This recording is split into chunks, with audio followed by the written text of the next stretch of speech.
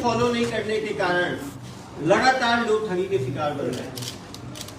पढ़े लिखे लोगों को अनपढ़ लोग जो है अपने जाल में घेर कर नुकसान कर दे रहे हैं।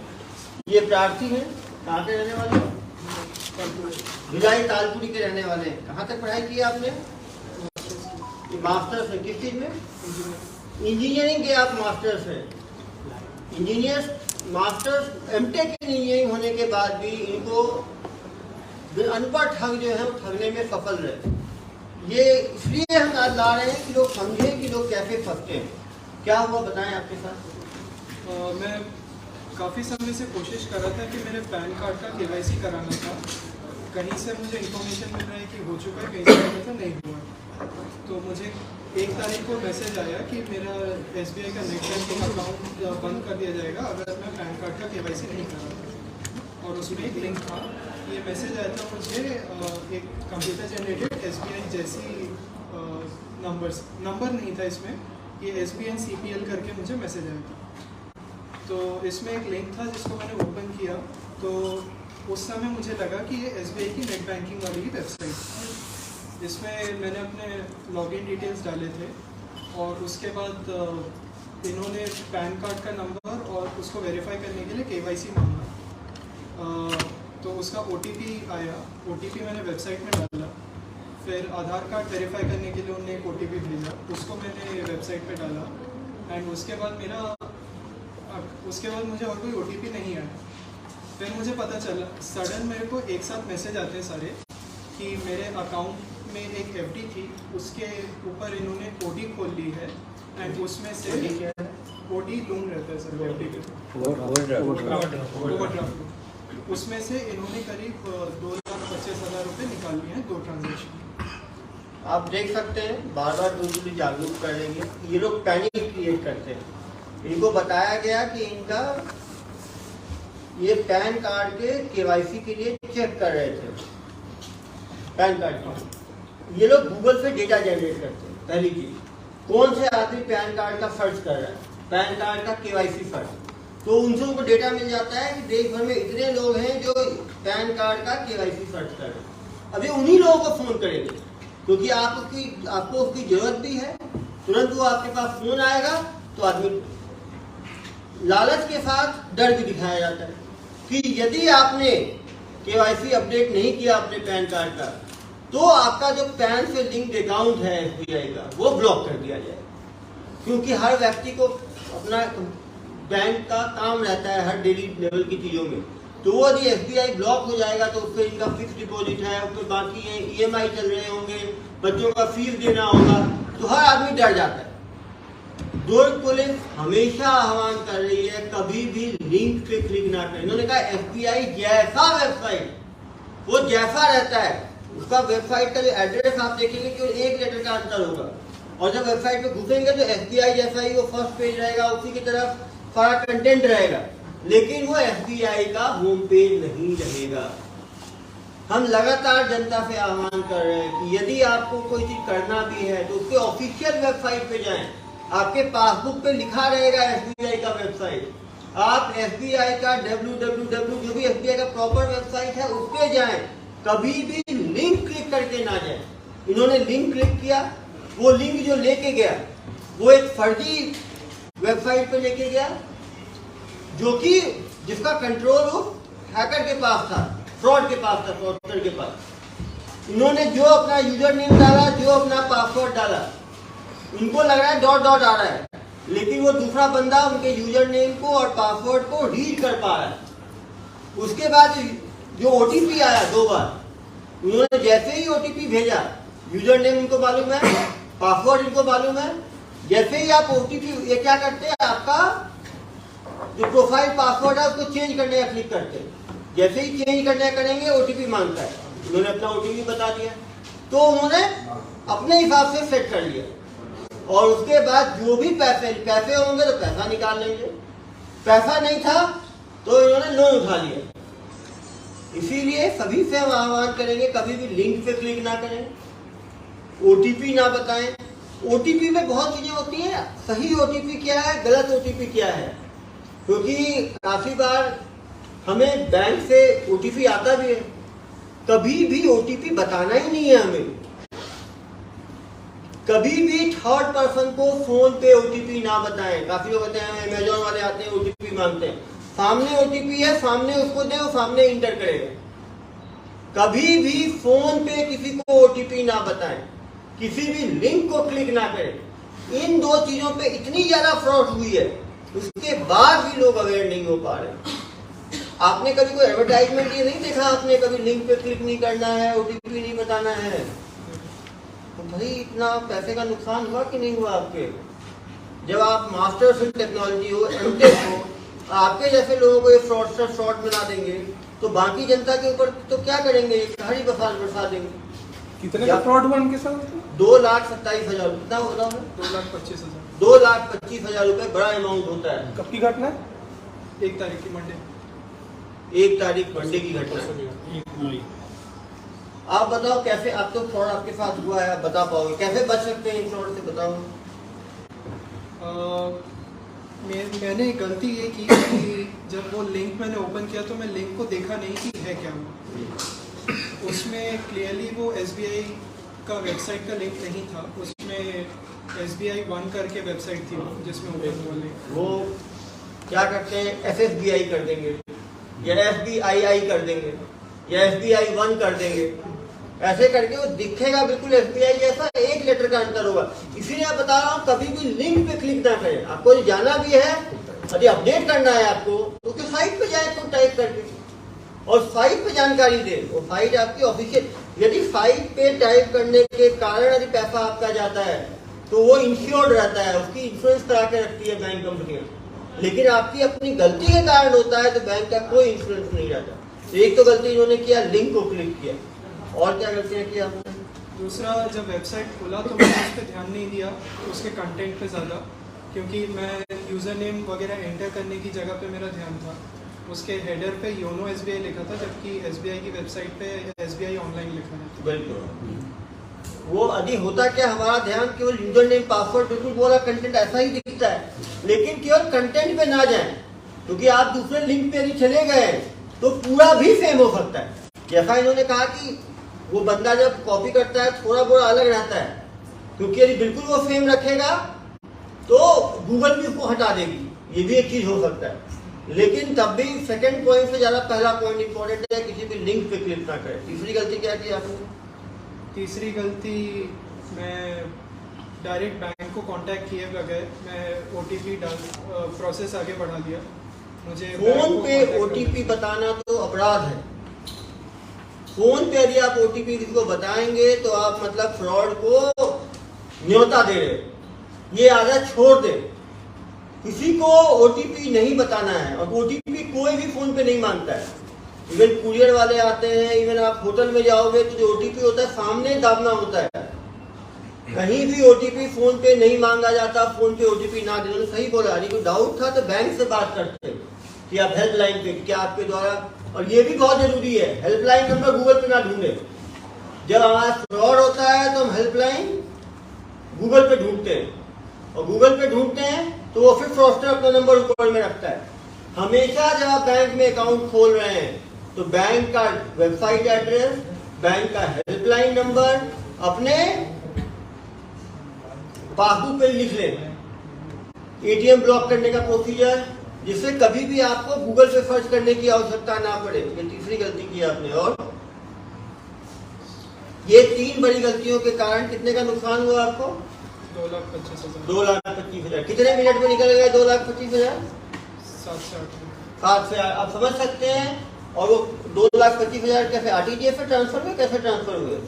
लोन अकाउंट में उन्होंने डिस्बर्स करा के अपने उसने दूसरे बैंक अकाउंट में, बैंक अकाउंट तुरंत RTGS किया होगा, रियल टाइम। आप समझ सकते हैं 7 से 8 मिनट में पैसे ट्रांसफर हो गए।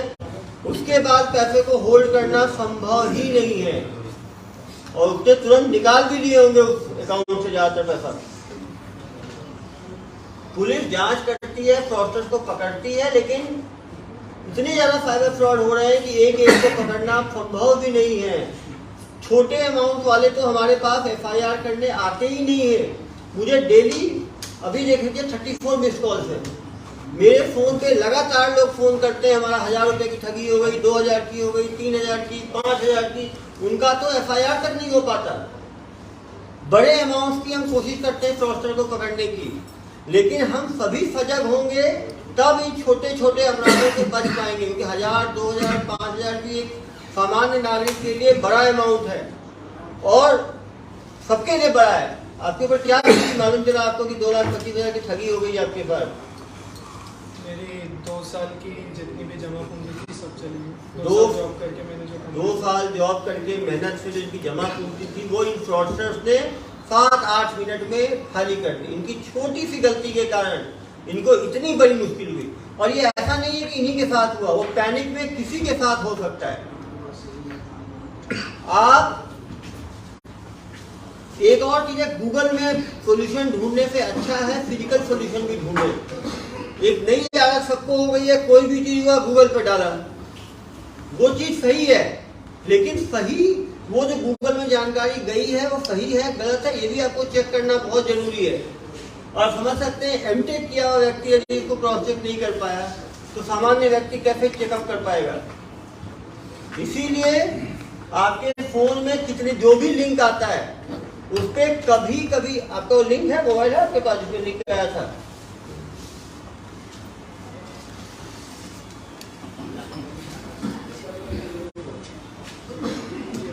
ये देखिए लिंक था, ये ऐसे लिंक आता है, dear customer your SBI net banking account. एक तो नेट बैंकिंग होता है, इंटरनेट बैंकिंग होता है। यदि आप थोड़ा ध्यान से देखेंगे तो फ्रॉडस्टर की भाषा से ही आप आधा समझ जाइएगा कि वो फ्रॉडस्टर है। Net banking account will expire today. Net banking account कभी एक्सपायर नहीं। नेट बैंकिंग अकाउंट ब्लॉक हो जाता है। नेट जो है वो मरता वो चीज है जिंदा हो, मशीनी चीज जिंदा ही नहीं है, वो एक्सपायर्ड नहीं होता है, वो ठीक बता रहे हैं, वो विथहोल्ड हो जाता है, ब्लॉक हो जाता है। To continue services update PAN to your account click. अब देखिए इनका जो वेब एड्रेस है देख के आपको मालूम चल जाएगा, https KHTRI खतरी 3qweb.app। अब देख लो SBI कहीं नहीं है, आप ध्यान से देखोगे SBI जैसा नहीं, वन नहीं, SBI है ही नहीं इसमें, क्योंकि SBI जनरली अलाउ नहीं करता है, बहुत उस पर तुरंत कार्रवाई गूगल करता है। आजकल गूगल के पास जहाँ शिकायतें हो गई हैं, मैसेज नहीं कोई बात जो मैसेज आया किस हेड से आया ऊपर? CP SBN CPL। ये देखिए, ये है ना, ये देखिए CP आप क्लिक कर सकते हैं, जो लोग क्लिक करना चाहिए ये है, ये है। तो स्क्रीनशॉट ले लेंगे, भेज देना स्क्रीनशॉट। आप देख रहे हैं जहां से मैसेज आया SBI नहीं है, SBNCPL है, SBI कहीं नहीं है। SBI ऐसा मैसेज जब गूगल देती है किसी को तो SBI करके तो देगी ही नहीं, क्योंकि उनको पता है लीड बैंक है, बड़े बैंक का ऐसे मिलता ही नहीं है फ्रॉडस्टर को, क्योंकि बैंक भी मैसेज भेजने वाले भी अलर्ट हो गए हैं। अब देख सकते हैं SBNCPL है, लेकिन जब हम घबरा जाते हैं कि हमारा ब्लॉक होने वाला है तो हमारा ध्यान, हम उसको, हमारा आंख भी N को I पढ़ता है। ये वैसे है जैसे आपने यदि किसी कंपनी का ऐसा लोगो बना के रखो और उसका नाम थोड़ा बदल दो तो हम उनको मैकडोनल्ड ही पढ़ेंगे, यदि C का D भी हो जाए, एक O गायब भी हो जाए। ये एक परसेप्चुअल एरर है, परसेप्शन का एरर, जो कि बहुत नॉर्मल है। आप देख सकते हैं जो HTTPS एड्रेस है वो बिल्कुल फर्जी है, कहीं से SBI का नहीं लग सकता। लेकिन अब यही है कि हमने पहले कभी देखा नहीं है ऐसे मैसेज, हम डेली काम नहीं करते इन चीजों में। जो आदमी हम डेली काम करते हैं तो हमें अलर्ट है, जो सामान्य नागरिक है वो इसमें फ्रॉड का शिकार बन सकता है। इसीलिए सबको जरूरी है कि मैसेज का पहले तो हेडर देखें, हेडर आप फर्जी है, SBNCPL है, फर्जी हो गया। दूसरा वेब एड्रेस देखें, वेब एड्रेस में KHT को SBI से मतलब नहीं है, मतलब फर्जी है। तीसरी बात, यदि SBI में कुछ अपडेट करना है SBI की वेबसाइट पे जाना है, SBI वेबसाइट पे लिंक नहीं दिख रहा, बैंक जाके बात करनी है ऑफलाइन, आज के दिन में हर शहर में बैंक है। दूसरा देखिए, इन्होंने ये वेबसाइट खुल गई, देखो योनो एसबीआई करके। एसबीआई के वेबसाइट में ऊपर हेडिंग देखिए KSTRI3। यदि एसबीआई का रहेगा तो एसबीआई ऑनलाइन पर्सनल बैंकिंग दिखाता है। ये वही वाला लिंक खुला हुआ है। यहाँ पर सेम एसबीआई की तरह खोल दिया, log in for pan KYC. Pan KYC कोई टर्म ही नहीं होता, कोई टर्म नहीं होता पैन केवाईसी। वहां पे ये इन्होंने गूगल की तरह रख दिया। यहाँ जैसे ही आप यूजर नेम डालोगे, यूजर नेम उनका डिलीट कर लेंगे वो। पासवर्ड डालोगे, पासवर्ड डिलीट कर लेंगे वो। मोबाइल नंबर डालोगे, लिंक मोबाइल नंबर मालूम चल जाएगा इनको। कैप्चा लिए आगे लिखो। फिर एक मैसेज आया, ये मैसेज ये सही आया है। ये देखिए एसबीआई का है, SBI CBS SBI, ये प्रॉपर आया है एसबीआई से। ये एसबीआई से ये आया कि आपका hold for INR 4 lakh created in deposit account कितना फॉर लोन अगेंस्ट। इनके पैसे के अगेंस्ट उन्होंने लोन उठा लिया 2.5 लाख।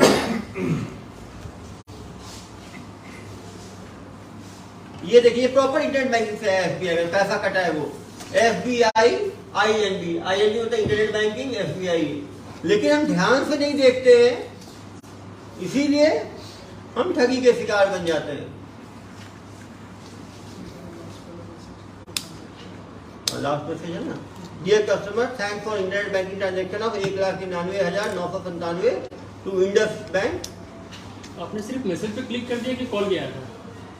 लास्ट OTP जब मुझे नहीं, आया, जो पहला मैसेज आया, पहले मैसेज पे मैंने क्लिक किया था। लास्ट जब OTP आना बंद हो गया तब कॉल आया मुझे उनका। उनके ऑनलाइन बैंकिंग में अकाउंट में घुस गए थे वो, घुस गए ना? तभी वो लोन को उन्होंने ऑर्डर इन्होंने जो एंट्री दिया ना उसकी एक नंबर से फिर मुझे कॉल भी क्या आया आया? कि आपने प्रोसेस बीच में छोड़ दिया है, ऑलमोस्ट हो गया। तो उस पर मुझे डाउट हुआ, करके मैंने प्रोसेस रोक के सीधा साइबर सेल में कंप्लेंट किया। उसका मोबाइल की मीटिंग है? नहीं, रिकॉर्डिंग नहीं, उसका मोबाइल नंबर। तो आप देख सकते हैं किस तरह से फ्रॉड को अंजाम दिया जा रहा है। सभी लोगों को मैं दोबारा कहूंगा, जब भी कोई मैसेज आए उसका हेडर देखें, उसका कंटेंट देखें। कंटेंट में कहीं भी लिंक है उसको क्लिक नहीं करना है। जाना है तो मेन उसके होम पेज पे जाके एड्रेस लिख के जाना है। थोड़ा भी डाउट है बैंक चले जाए, 5-10 मिनट एक्स्ट्रा लगेगा, आधा घंटा एक्स्ट्रा लगेगा, लेकिन इन फ्रॉडस्टर्स को कभी भी OTP फोन पे ना बताएं। किसी भी हाल में कोई भी मांगे, आपके घर वाले भी मांगे तो OTP ना बताएं। एक और फ्रॉड की बात सामने आ रही है। दुर्ग पुलिस का व्हाट्सएप पे, अपने व्हाट्सएप पे प्रोफाइल पिक्चर मेरा डाल के दुर्ग पुलिस बना के जिनके साथ फ्रॉड करते हैं उन्हीं को दूसरा बंदा फोन करता है कि हम दुर्ग पुलिस से फोन कर रहे हैं, आपके साथ इतने लाख का फ्रॉड हुआ है।